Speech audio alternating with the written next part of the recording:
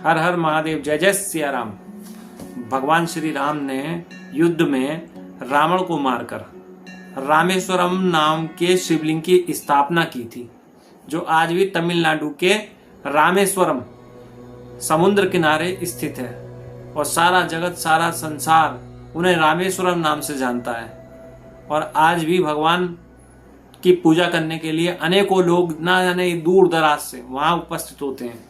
तो भोले बाबा की महिमा अपार। और कल है सोमवार का अंतिम सोमवार भगवान शिव की पूजा करने का। तो चलिए हम आप मिलकर भगवान शिव की पूजा करें।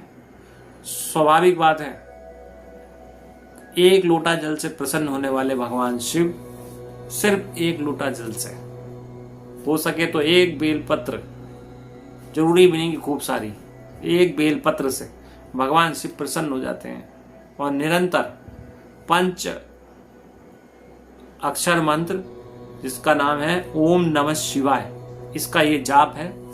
और ओम नमः शिवाय या नमः शिवाय इस नाम के जप से निरंतर 1 माला, 2 माला, 10 माला, जिसकी जितनी श्रद्धा हो, आसन पर बिछाकर उस पर बैठकर आप कीजिए। भगवान शिव को प्रसन्न करने के लिए सबसे सुंदर सुयोग है। और जैसा कि मैंने पिछले वीडियो में बताया था आप सभी को कि शिव जी को मनाने के लिए भगवती के चरणों में जाइए, भगवती की सेवा कीजिए, भगवान शिव स्वयं ही मान जाते हैं। तो इसलिए कल सोमवार का अंतिम सावन का दिन है, क्षमा कीजिए, अंतिम सोमवार है कल, यानी 3 सोमवार निकल गए हैं, सावन का अंतिम सोमवार।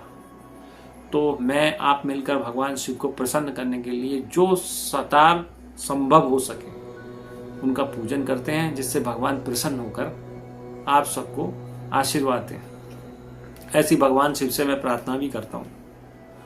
और एक बात खास, जो लोग अभी तक 3 सोमवार में किसी भी कारणवश पूजन नहीं कर पाए वो कल कर दीजिए। कल का सुयोग है, कल की पूजन से जो 3 सोमवार छूटे हैं उसका भी फल मिल जाएगा।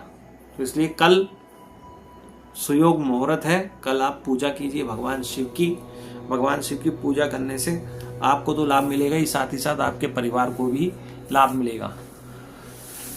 तो चर्चा हो रही है कि इंद्र द्वारा, आगे मैं चर्चा कर रहा हूं, इंद्र द्वारा प्राचीन काल में वृत्तासुर का वध करके महेंद्र पर्वत पर शिवलिंग को स्थापित किया था, जिससे व्रत वध के बाद उससे मुक्त होकर, यानी जो पाप लगा था उससे मुक्त होकर आज भी स्वर्गलोक का आनंद लेते हैं इंद्र देवता। समझ रहे ना, व्रत व्रत व्रत एक राक्षस था, व्रत का वध किया था, व्रत का वध करके, और इंद्रदेव को जो दोष लगा था उससे उन्होंने एक शिवलिंग की स्थापना की। और उस स्थापना से भगवान ने उनको बदले में आज भी स्वर्ग का आनंद लेते हैं। तो क्यों ना आप भी पूजा कीजिए, भगवान शिव को आराधना रूप से मानिए, भगवान शिव आपका कल्याण करें, ऐसी हम प्रार्थना करते हैं। तो इसी प्रकार आगे मैं आपको बता रहा हूं, चंद्रमा ने पश्चिमी तट के तट पर, पश्चिमी समुद्र के तट पर प्रभाव क्षेत्रों में भगवान सोमनाथ जी की स्थापना करके आरोग्य लाभ किया था। यमराज और कुबेर काशी में, गरुड़ और कश्यप ने सहस्त्र पर्वत पर, तथा वायु और वरुण ने नैमिषारण्य, जो हरदोई पड़ता है उसके पास नैमिषारण्य तीर्थ में शिवलिंग की स्थापना करी थी, जिससे वे सदा आनंद मग्न रहते हैं। इसी स्तंभवती भगवान स्कंद में कुबेरेश्वर लिंग की स्थापना की है। वे समस्त पापों का नाश नहीं, इस प्रकार देवताओं की पूजा कर रही हैं।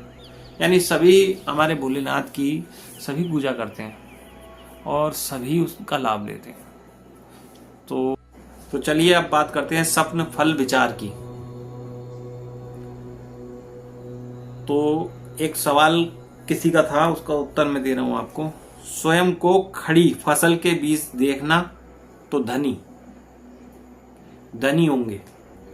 यदि आप स्वयं फसल के बीच में खड़े हैं और आप देख रहे हैं कि मैं फसल में के बीच में खड़ा हूं, चारों तरफ दूर दूर तक हरी भरी फसल है, तो इसका मतलब ये है कि आप धनी होंगे, ये निश्चित बात है।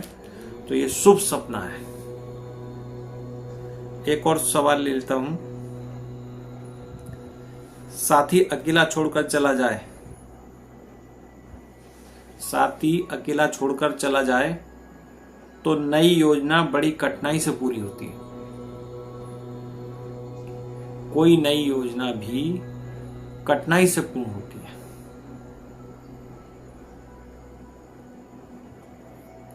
हर हर महादेव, जय जय सिया राम।